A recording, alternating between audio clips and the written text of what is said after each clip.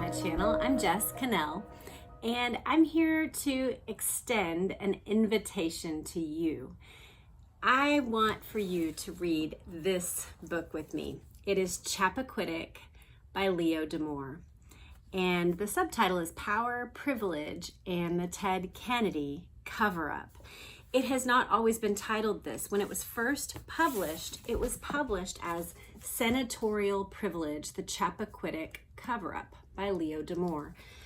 But it was reworked and given an introduction by a friend of his, and actually has been filmed into a movie. So if you have seen the movie that came out a few years ago called Chappaquiddick, it was based on this book. As you can see, it is a thick book full of research. He provides us with lists of characters so we can keep them straight. He provides us with a timeline of all the major events.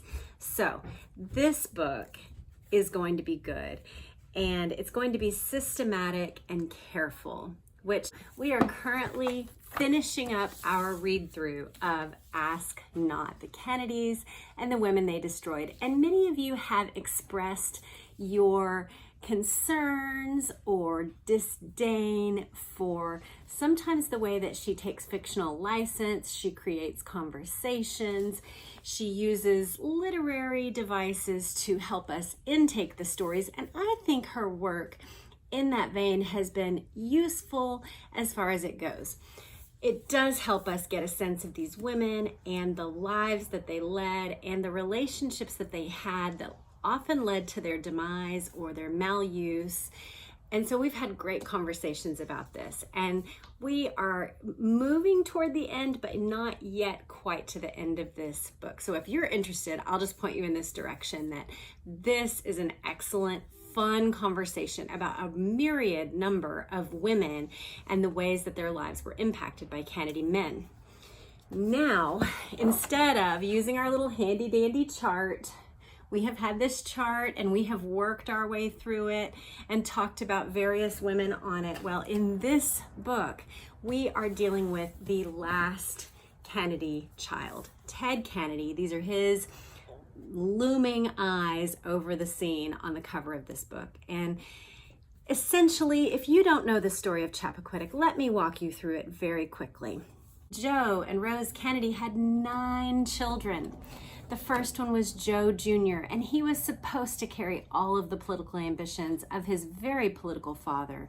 You see, his father had gotten in league, sort of, with Hitler. He had been a supporter of Hitler, and he had been the ambassador to Great Britain. And so that sort of sunk any political ambitions that he had, which he did. He was hoping to initially be the first Catholic president of the United States. So then he transferred his ambitions to this son, Joe Jr. Joe Jr., however, he passed away in a plane crash in World War II. So all of those ambitions from father and eldest brother were transferred to JFK. And as you know, he did become our president, and he was assassinated in office. And then on down the line, we have daughters, but then the next son was Robert F. Kennedy. After JFK was assassinated, RFK had been his attorney general. 5 years later, he ran for president.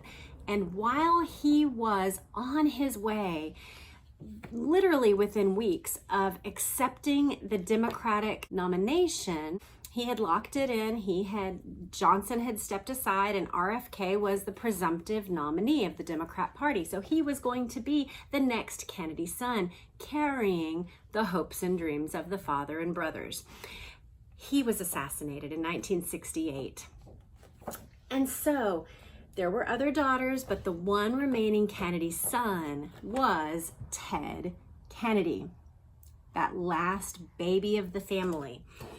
And so Ted Kennedy, about a year after RFK's assassination, which had happened in 1968, well, in 1969, there was a gathering of top-level advisors and researchers for the RFK campaign. They had what they basically had laid out as a war room for RFK. And these young women had tracked precincts and made phone calls and had get out the vote efforts and had their fingers on the pulse of counties and districts all over America.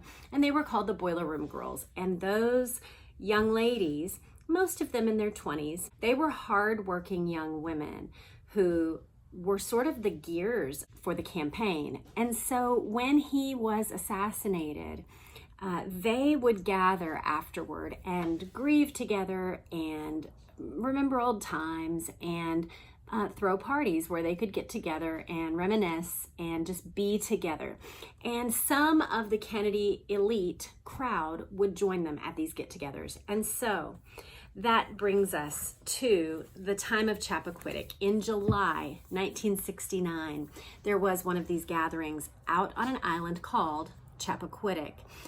A man named Joey Gargan secured a house. They had a party. It's not entirely clear what happened between the gathering and the outcome, but let me describe the outcome to you. The next morning, around 8 in the morning, some fishermen go out to the bridge that was a favorite fishing spot there on Chappaquiddick. They are out fishing, enjoying the morning, have nothing on their minds, and one of them notices as the tide is flowing, there's a glint off of some metal in the water, and as he looks closer, he believes it's the outline of a car. And so he goes to a nearby house, he makes the call, and from there it's discovered that a young woman named Jo Kopechne was in the car. And so that is the essence of the story of Chappaquiddick, and untangling the mystery of how she got there, what happened in between, how Ted Kennedy was involved in it, whether or not there was a cover-up, how his power, prestige, and his political machine was used in that cover-up is all part of the story.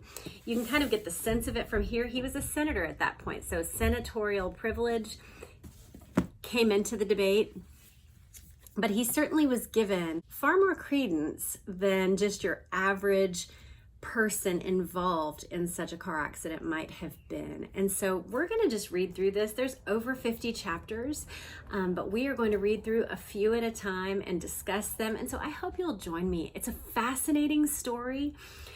Not only that, but Leo D'Amour was a local journalist there in that area around the time of the accident on Chappaquiddick. And that's how he got interested and involved in the investigation that became this book.